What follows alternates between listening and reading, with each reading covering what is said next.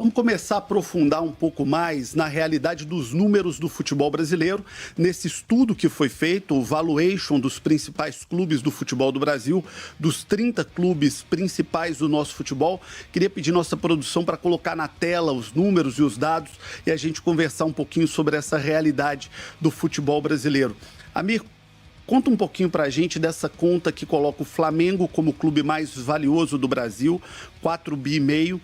Palmeiras, o segundo mais valioso do Brasil, 3,6 bi, e aí estamos falando sempre em reais, por enquanto.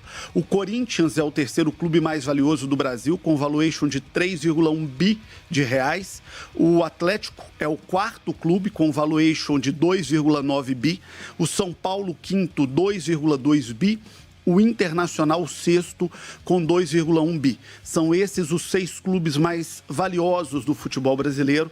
Queria que você explicasse como vocês chegaram a esses números e de 2020 para cá, até 2023, quando vocês começaram essa série histórica, o que já aconteceu, o que já alterou, porque é exatamente o período que coincide com essa mudança de um futebol associativo para um futebol SAF. Vamos lá. Qual é a diferença de um valuation de um clube para um ranking financeiro de receitas e dívidas? O ranking financeiro, ele pega o momento. Se eu vendi um jogador, se eu fui campeão, se eu fui rebaixado. Então, é um efeito imediato. Eu tive uma premiação de um campeonato, né? E a venda do jogador é muito impactante nisso. O clube não está bem no marketing ou no geral, mas consegue uma venda e acaba aparecendo bem nos rankings. Qual é a diferença para o valuation? No valuation, ele analisa muito as tomadas de decisão da gestão. É o modelo de gestão. Então, por exemplo, pega o Atlético Paranaense, vale muito. Por quê? Tem pouca torcida em relação ao Flamengo, ao Palmeiras, mas tem um ativo valiosíssimo, que é o seu estádio. Tem um CT moderno, tem um elenco valiosíssimo. Então, são os parâmetros do estudo colocam clubes, de repente, com menos torcida, que é o caso mais polêmico do estudo, é que o Grêmio tem mais torcida que o Inter lá no Rio Grande do Sul, mas vale menos, porque a marca do Grêmio valeria mais, mas o Internacional tem o estádio Beira-Rio no seu ativo. Já o Grêmio optou por não tê-lo até o final do contrato com a OAS. Então, é uma decisão de gestão.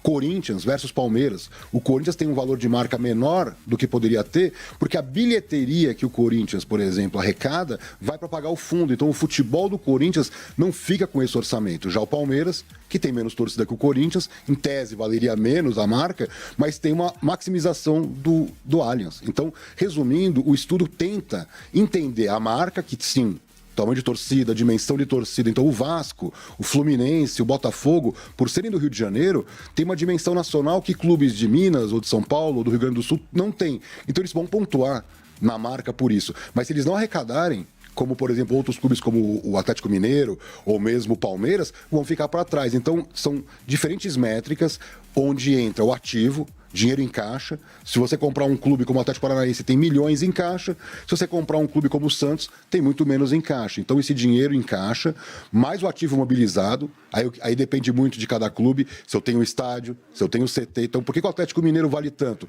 Porque ele tinha um shopping e agora ele tem a MRV Arena. Outros clubes estão jogando em estádios que não são seus, como é o caso do Flamengo. Então, o Flamengo valeria mais se tivesse um estádio próprio, mas foi uma decisão de gestão de jogar no Maracanã sem poder registrá-lo no ativo. Então, resumidamente, seria assim que a gente analisa as variáveis para chegar no número. E aonde entra o fator dívida nesse estudo? Muito bem. O estudo ele tem esse valor bruto, onde o Flamengo aparece com 4,5 bi, e nós descontamos a dívida operacional, porque considerando que a fiscal está negociada no Profut, já tem um orçamento do clube pagando essa dívida, então ela vai zerar. Então, para o investidor, não interessa se preocupar com a dívida fiscal que está negociada, e sim com as dívidas operacionais. E aí tem uma diferença, o Flamengo quase não tem dívidas operacionais. E outros clubes como o Corinthians, o Atlético Mineiro, tem.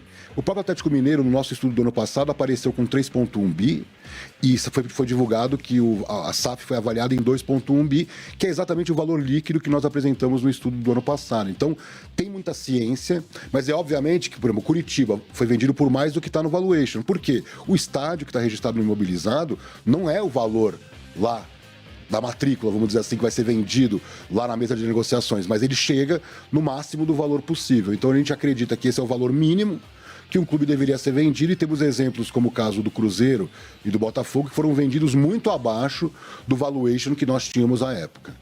Vamos passar cada um desses pontos. Vamos começar pelo Flamengo. O Flamengo hoje é o clube mais valioso do futebol brasileiro, pela sua avaliação, e era um clube que há 10 anos atrás estava numa situação desesperadora. O Flamengo era uma das maiores dívidas do futebol brasileiro, questões gravíssimas de governança, até o início daquela gestão do Bandeira de Melo. Como é que você viu e como é que você avalia a evolução do Flamengo ao longo dessa década, para deixar de ser um grande clube, uma grande marca, sempre foi, mas um clube extremamente complexo do ponto de vista fiscal, para ser um clube saudável e hoje o clube mais valioso do Brasil?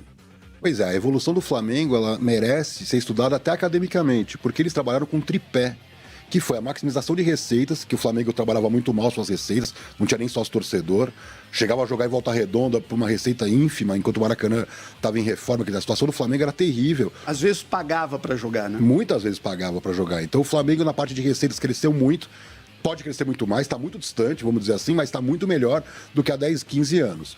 A outra questão, o controle orçamentário, que era uma peça de ficção, né? O balanço do Flamengo nunca fechava no azul. E, finalmente, redução de dívida. As pessoas não entendem muito bem por que é tão importante reduzir dívida. A dívida corrói a lucratividade da operação. Então, se você está muito endividado, você vai canalizar muito mais dinheiro para as dívidas do que para a operação. E isso está acontecendo com as SAFs. Os clubes que tinham muitas dívidas, pegar o caso do Bahia mais recente, saiu uma matéria recente que o Grupo City injetou 250 milhões para diminuir o endividamento do Bahia. Esse dinheiro poderia ter sido investido em marketing, em contratações, em salários. Então é um exemplo. O Botafogo passou pelo mesmo, o Cruzeiro passou pelo mesmo. Então o Flamengo tem conseguido crescer porque reduziu o endividamento. Ele para de ter passivos enormes e começa a ter ativos mais valiosos. Então ele fez o CT e hoje é um dos maiores vendedores de atletas do Brasil. Ele tem uma marca que é a que mais vale. O elenco, que nós temos uma parceria com o Football Benchmark da Europa, a diferença do elenco do Flamengo para o segundo colocado, que é o Palmeiras, é tão grande que isso explica também o sucesso deles, mesmo não tendo um ativo tão valioso como é o caso de não ter um estádio no seu ativo. Vamos falar do segundo colocado, que é o Palmeiras. Queria que você explicasse para a gente nessa evolução patrimonial, de marca, de valor de mercado mesmo do Palmeiras, até que ponto entra gestão e até que ponto entra aporte de patrocinador, porque é um caso muito conhecido de todo o esforço da Leila, do Grupo Crefisa, para viabilizar o Palmeiras. Queria que você fizesse uma análise da situação do Palmeiras e esse cruzamento de mérito de gestão somado à questão de aporte, de apoio financeiro, mesmo não sendo uma SAF. Pois é, o Palmeiras é a prova que uma boa administração, uma organização gerencial do seu negócio pode ser até às vezes mais importante do que tamanho de torcida. Óbvio, a torcida do Palmeiras é enorme e até as pesquisas têm mostrado crescimento por conta dos títulos, mas é muito menor que a do Corinthians. E ele está muito melhor. Por quê? O Palmeiras, sim, teve a sua facilidade de ter um patrocinador pagando muito.